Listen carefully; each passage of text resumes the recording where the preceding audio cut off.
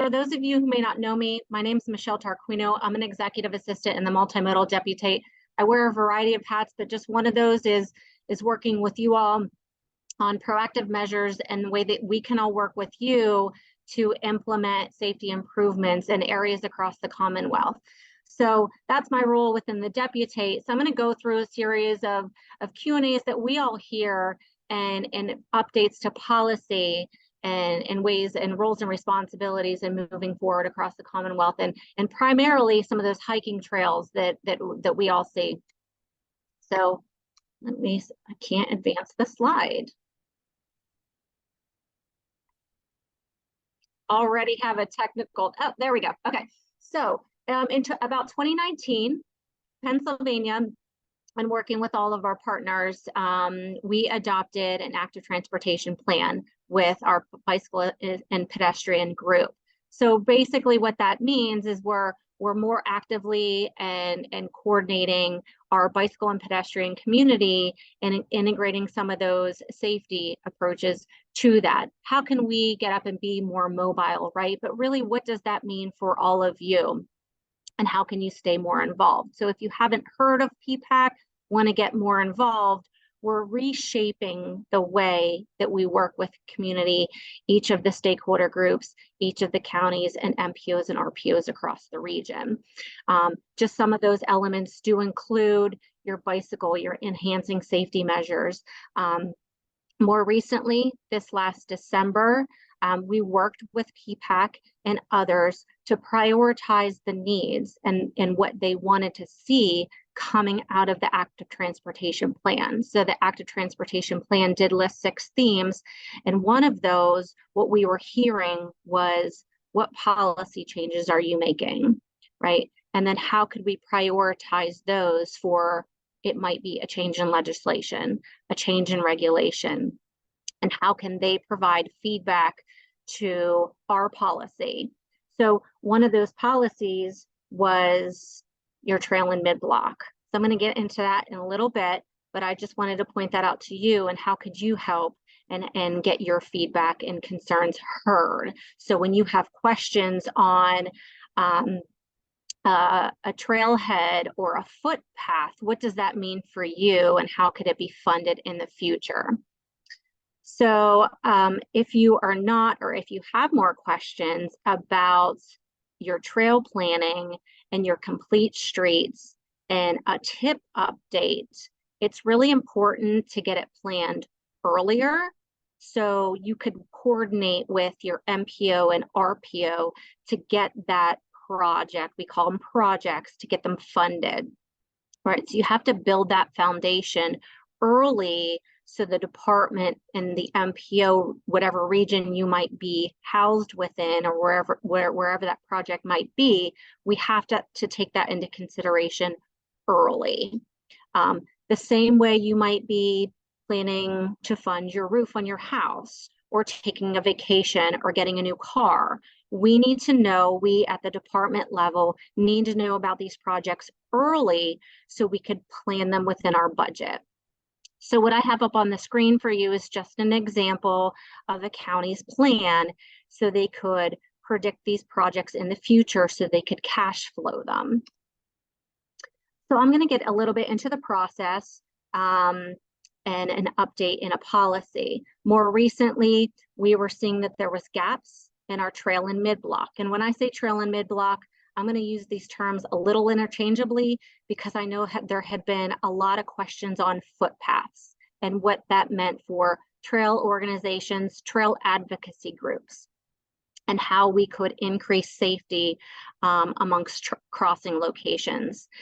These locations could be a state road, they could be a local road. And really what it meant was across all roadways. And the reason for that being is in our law and regulations, traffic control devices are owned and maintained by a local authority.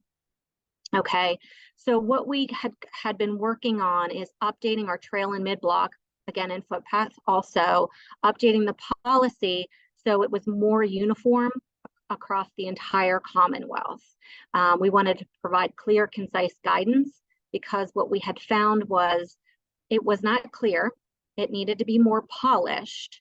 So we were for the hope that we would receive less questions and moving forward, whether it be even internally at the DOT level, at the MPO, RPO level, and even our customers, you and the trail advocacy groups as well.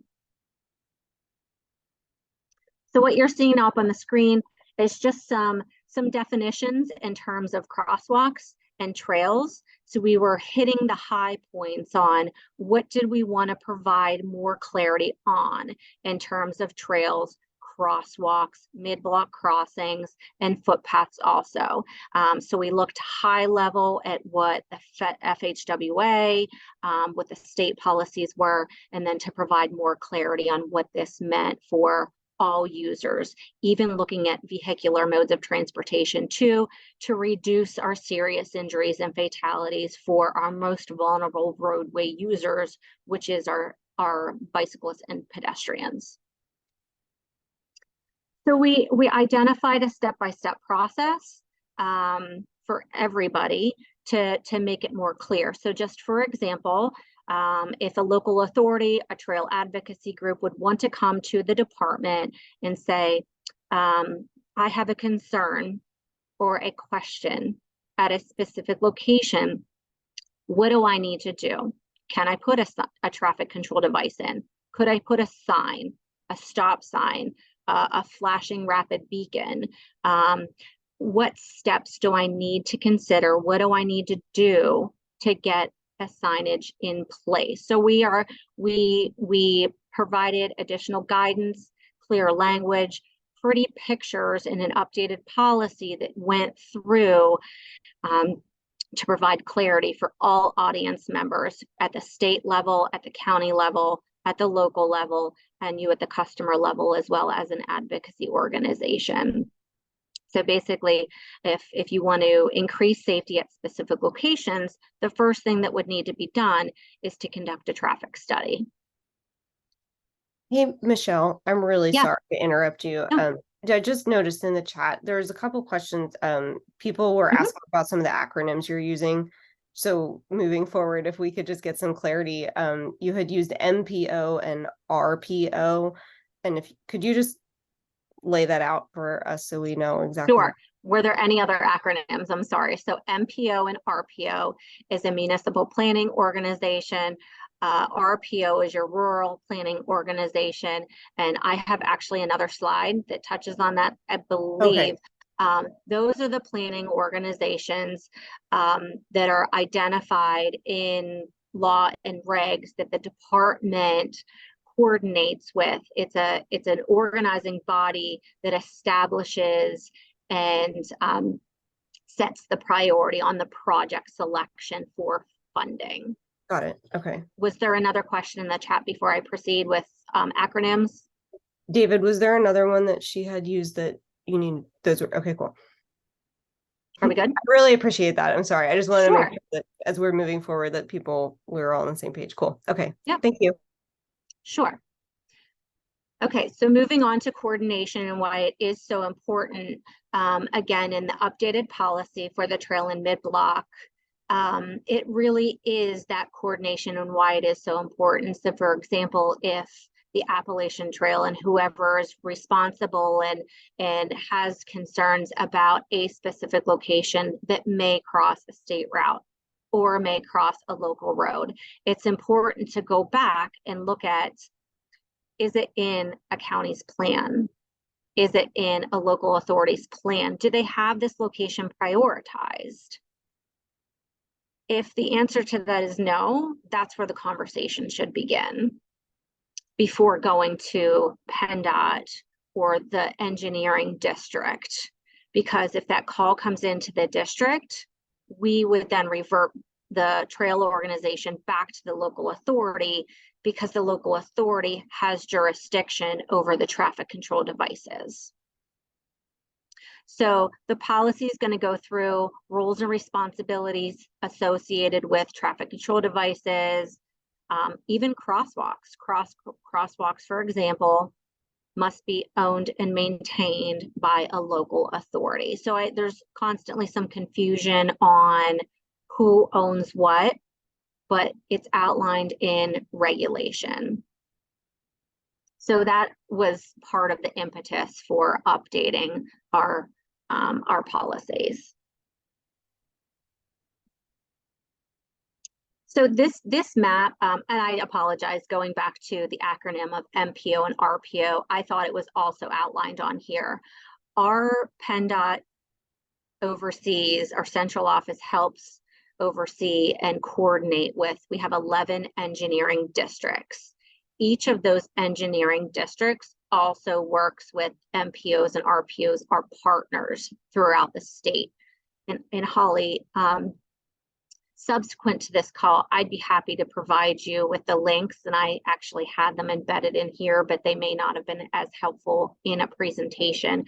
I'd be happy to provide you with a link. If you go to the department's website, there's links with contact information on here. So if you do have questions, you could first, again, contact your local authority, your county planning department, and then contact your MPO and RPO and or the district office. And most likely, as part of those evolving conversations, you could get down to the, I'll say, the meat and potatoes of how could safety improvements be made at specific locations, and where might they fit into a funding equation, perhaps on the LRTP and the TIP.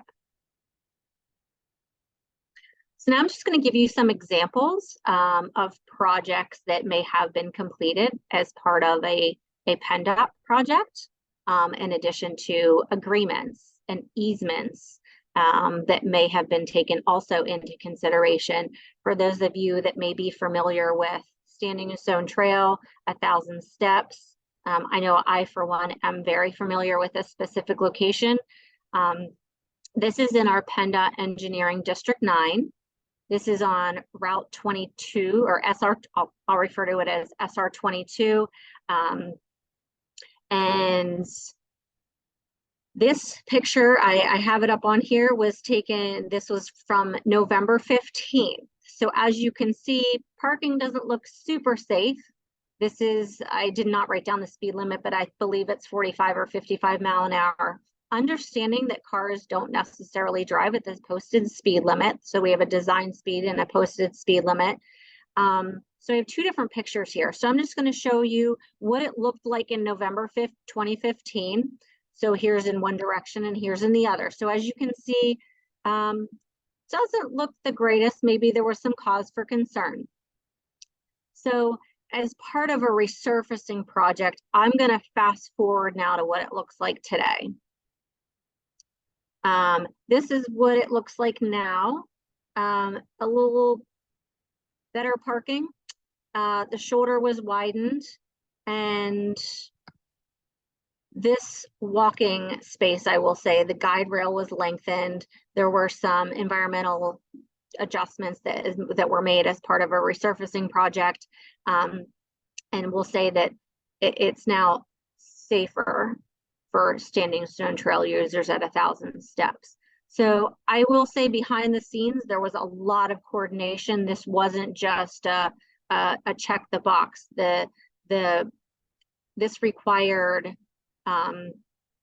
easements. This required coordination during the design phase with the Standing Stone Trail organization, with your advocacy groups, with your volunteers, with the local authority, and with the engineering district, really closely taking a look at what concepts and what measures could be taken to meet all users being the vehicular travel, the motorist, and the non-motorist in this specific location.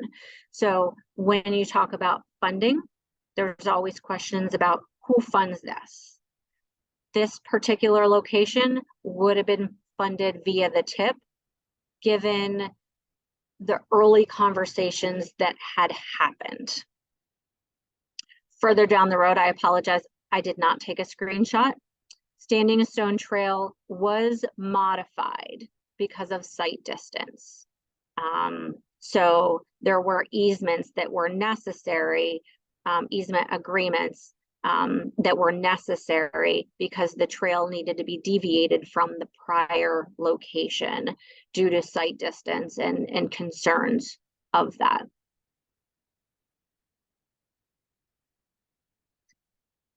I have another picture somewhere. I apologize. I thought I had one more picture. I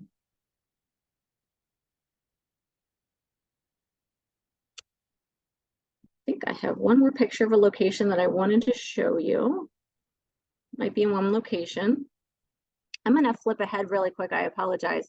The picture right here, I know somebody had asked a question specifically about the Appalachian Trail that butts up against, and there's the trailhead parking location and what maintenance, how can PennDOT perhaps better coordinate, and how can we collectively work together at this specific location? I won't call anybody out here or ask who asked the question. I'm just going to go over generally at a high level. So if you can see the picture right here, you'll see how the gravel kind of, I'll say, erodes away specifically. So this, again, similar to the last one, could be an example how coordination could take place as part of a resurfacing project. We can't make promises.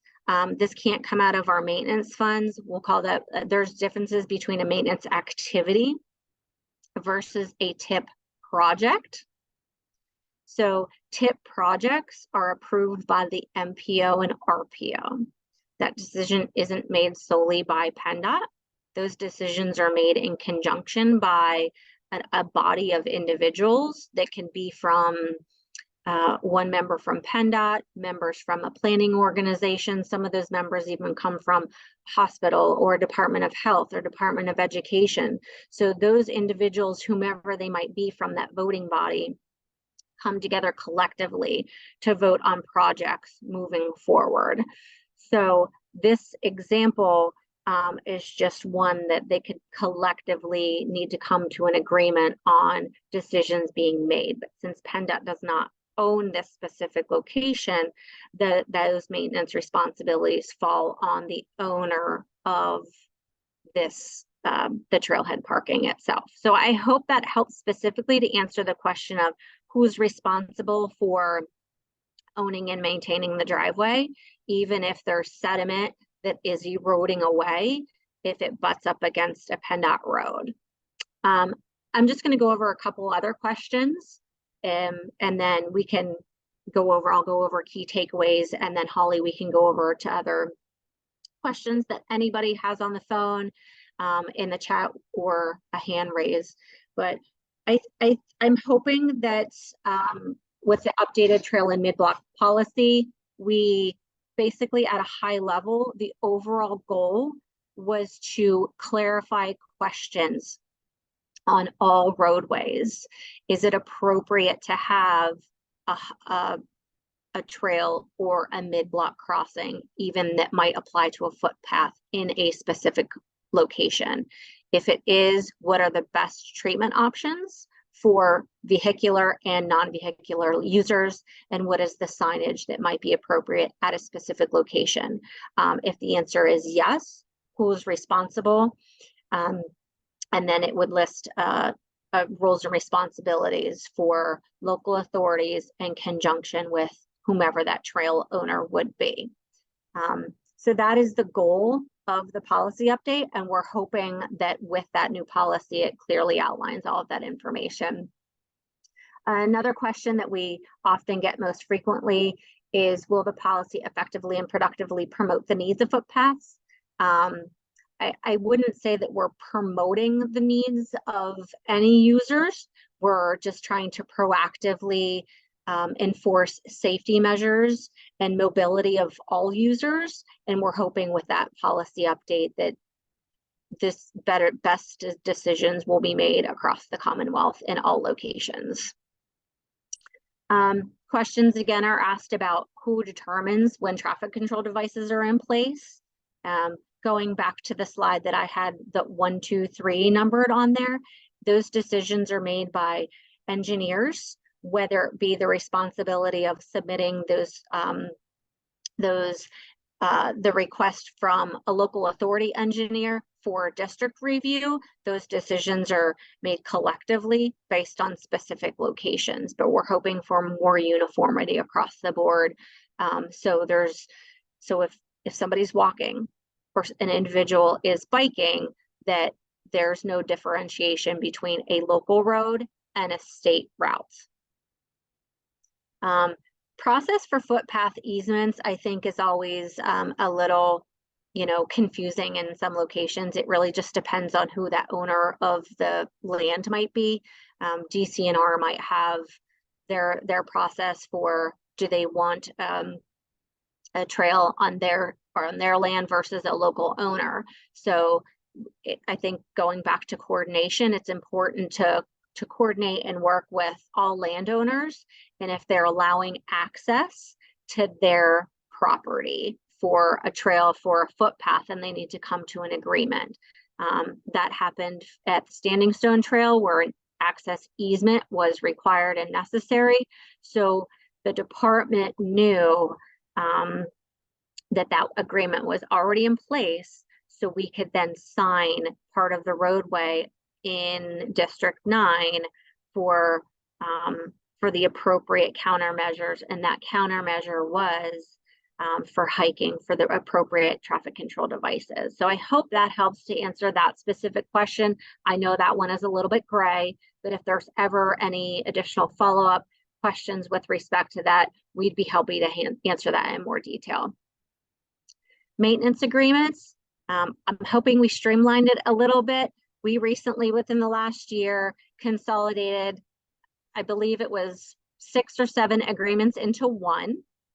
So we now have maintenance agreements if required. I will say if a maintenance agreement is required, that decision, it will land on the lap of the engineering district to determine if a maintenance agreement is required. So it is a case-by-case basis, and it would be if a signal or a permit is not required.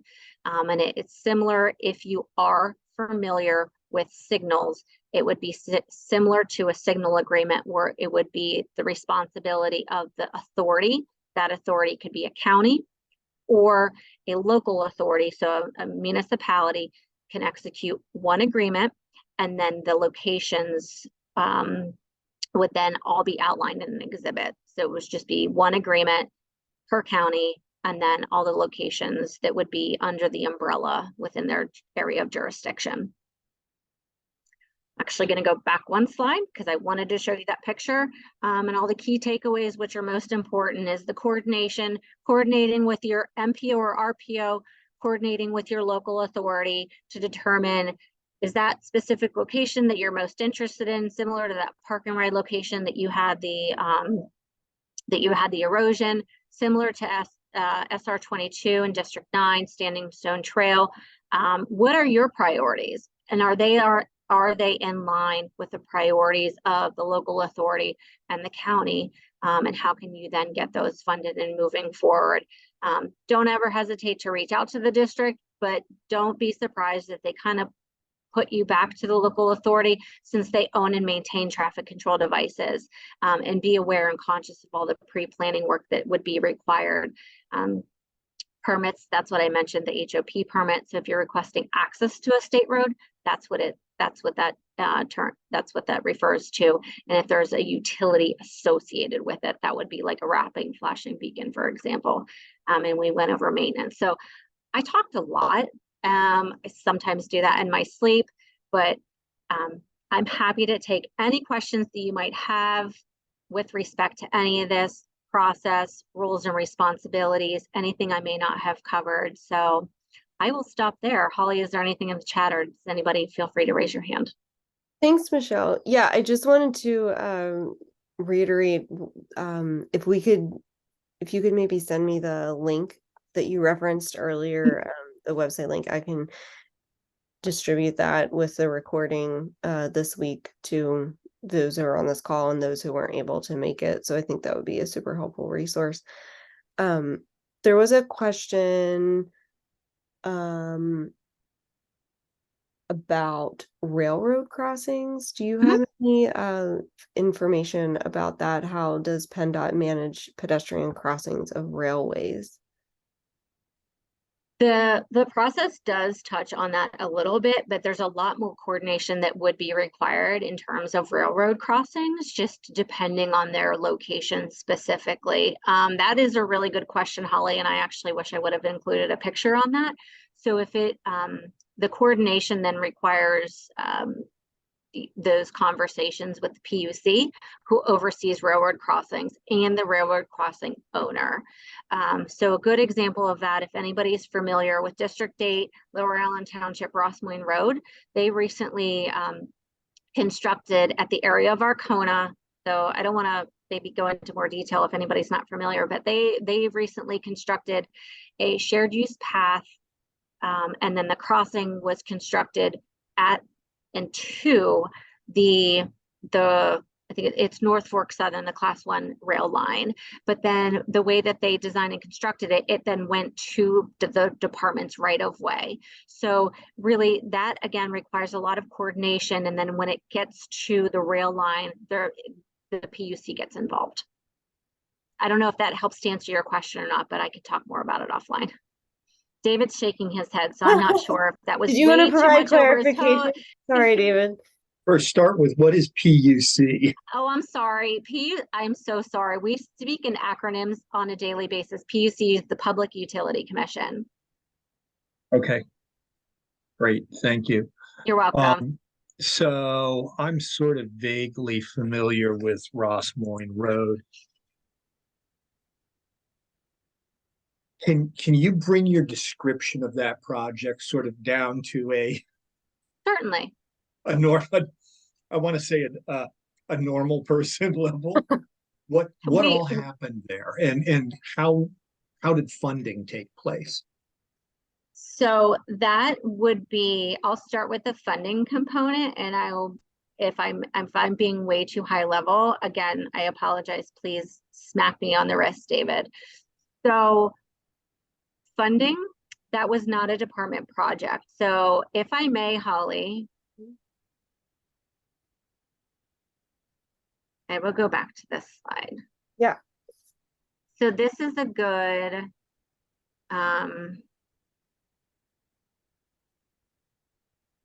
okay, so the bottom right-hand side where it says proposed crossing is on a local road with no state or federal funding and it's not a federal aid highway.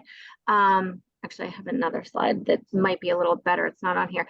The Ross Moyne Road at Lower Allen Township at Arcona was actually funded privately by the developer. So there was little to no PennDOT involvement other than where the permits were necessary, because it then went into the department's right of way where the PUC or Public Utility Commission had to coordinate with our utility railroad crossing coordinator to determine what those safety and environmental impacts might be. Do you want me to continue? So what you're saying is the PUC is responsible for the railroad, and the project only involved PennDOT where it impacted a PennDOT right of way. Is that correct? That is correct. And so who is so are rail lines privately owned? Yes. Okay. So interesting. And the funding was taken care of by the developer. Okay. Very good. I actually think that does answer my question. Awesome. I'm not sure if Judy is still on the call. She put a question in the chat and so I'm not sure, the comment that she wrote is the easement they obtained, were they through an authority or the trail, but I wasn't sure exactly what she was referring to. So Judy, if you're still on here, would you be able to provide clarification about that? I've been looking for the button and I finally Oh. found it. Okay. Yeah, they talked about getting an easement along that Route 22 for the trail. Was that obtained, the easement, was it obtained by an authority which can take the property, or was it obtained by a trail group, or did they do it and have the people sign an easement? So I'd have to peel back the layers on the onion on that one, Judy. I apologize, but it would have to be, the easement would have to be from whomever would own and maintain the trail. So it could end up being a multiple party agreement. We would have to coordinate that on a case by case basis. That's not what I'm asking. Who obtained it, and what kind of a document did they obtain? Did they get an easement, or was there an authority that went through and said, we're taking this property for the trail? I have to get 40 easements for my trail, at least 40 easements. I have to go to property owners and get easements signed. If there was an authority that was doing it, they would just take the property and say, we're reopening this corridor. So my question is, what were they doing there? Where are you located? Central Pennsylvania.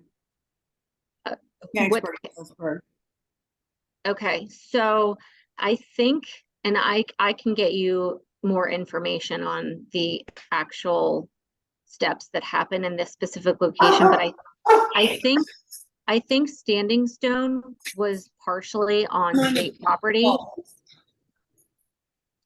so it may have been a little bit different.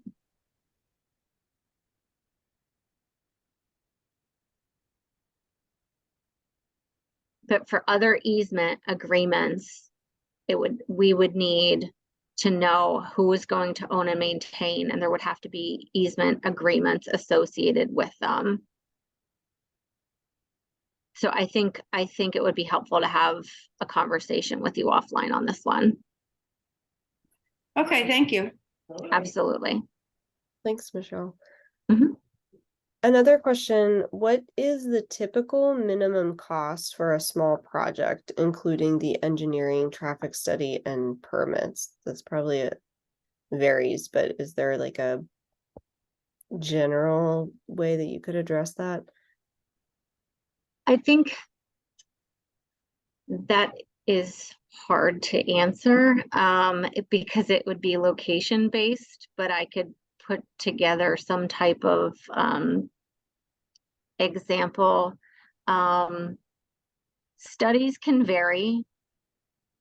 I would say roughly $100,000 to $200,000, and then once you get into the design concepts, that could. The reason that so highly varies, I think, is based more on environmental impacts that might exist. And then you get into the construction, which really can vary more on the design concept. So if you're looking purely at a traffic control device on a footpath crossing, that could be very minimal, as opposed to a full signal or something of that, your cost will increase. But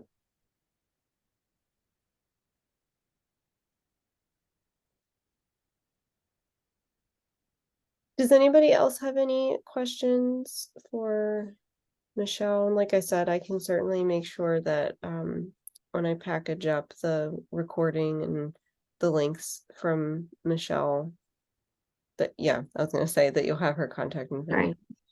Right. There's my contact information. You feel free to contact me anytime, and Judy too. I think it'll be helpful to perhaps chat offline more about the easements again, because it depends on the current property owner and who the trail owner might be. With the District 9 example of Standing Stone, I can connect you offline with them and they can go over exactly what took place there. I'm working on other easements right now, so that might be helpful as well. Okay, thank you. Absolutely. Yeah, thank you, Michelle. Michelle, can I just Yeah. ask a question, I guess, relative to sort of a real scenario or a real potential scenario, which would be there's a committee of folks looking at trying to connect some of the long distance hiking trails in the Pennsylvania Wilds region. And so these are existing state forest hiking trails. For example, the Black Forest Trail, the Susquehannock Trail. Those are just two examples. And in a few places, I believe there may need to be new road crossings. And if that was the case, I realize that DCNR and PennDOT have an MOU that may address certain things, but it sounds like from what you've said and what you've laid out that whether the land contiguous to the road is state forest land, or perhaps in this case there could be a circumstance where maybe there's a private landowner. The circumstance, like I'm sort of queuing up, there could be a private landowner that is willing to allow this linkage to go through their property, but then they might be the roadside landowner. But it sounds like from what you've described that almost no matter what, one of the first things that has to happen, if this is a new road crossing, would be to have the local planning organization involved in a conversation about this crossing. Is that correct? That's correct. And that would be in a place, I mean, I know you can't generalize, but in a place that's pretty rural. I mean, you have townships, but I assume you may not have a local planning commission, but you would have likely a county, some sort of county planning commission. Are they typically the entity that addresses these things? Mm-hmm. Okay. Yeah, and if you want, I can get into a bit of high level detail here to add upon your question, Brooke. Sure, please do. That's fine. So we do recognize the MOU between DCNR and PennDOT might be a little dated because subsequent to that several years, we at the DOT level incorporated language that applied to the PennDOT Connects policy. So I don't know if any of you are familiar with the PennDOT Connects policy, but basically what that does is once a PennDOT, I'll call it PennDOT project, is approved for funding, we then coordinate with the local authority in the county and whomever that MPO and RPO might be to determine what their needs and concerns might be. So if feasibly and financially possible, incorporate those design elements into a project, right? So once it's identified, like a crossing location, for example, that's reached the top of the priority, should a crossing be included as part of the design phase if it's funded on the tip, right? So we have those conversations early, often, recognizing even if they're part of that MOU or not, we want to incorporate that into a tip project. So back to who funds it, it really depends if the project is approved on the tip from the MPO and RPO, okay? Or similar to Ross Moyne Road, the developer could potentially fund it. It could be funded under a different flavor of funds, like the TASA is discretionary funded, the MTF is discretionary funded. So I'm getting into the layers here, but it really is part of that ongoing coordination. But at the end of the day, those traffic control devices are owned by the local authority, and they need to be agreeable to owning and maintaining them. Thanks. Sure.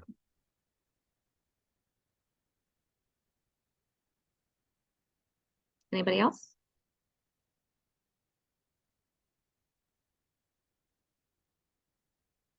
Well, thank you, Michelle. I'm certain that if anybody has any additional questions, they can reach out to you individually. But super grateful for your time. That was really wonderful information, super helpful, and nice to see some examples just to kind of like wrap our heads around all this information. So, yeah, we will, like I said, I will get this information by the end of the week, the recording and the additional information sent out to everybody. And thank you again, Michelle, and thanks for those who were here, and I hope that you learned something and that it was helpful. Any last words, Michelle? I hope so too. No, I thank you for being here, and I hope it was just ever so slightly helpful, and don't hesitate to ask questions anytime. Yeah, I'd like to thank Holly for having this, because it's very intimidating for us. You know, we're trail people to say we're going to have to deal with PennDOT, and this makes it a lot more personal and gets us started in a nice way. Don't be intimidated. We actually, I will say, personally and professionally, we prefer that you ask questions up front instead of asking for forgiveness, because then it creates a safety problem. You know, that's honestly, Judy, we say that all the time. So I do appreciate you being here, understanding that it's in the evening and it is super nice outside. And I know all of you want to be outside. So thank you for being here. Don't ever be afraid to ask questions. So I will send Holly the contact information so you'll have it. It does have the district contact, which probably is the district planner, probably maybe also bike ped planner or bike ped coordinator as well. That's what I was trying to remember, the bike ped coordinator. I was going to ask you to just kind of comment on that, because I was so surprised to find out that there was a bike ped coordinator in PennDOT, you know, for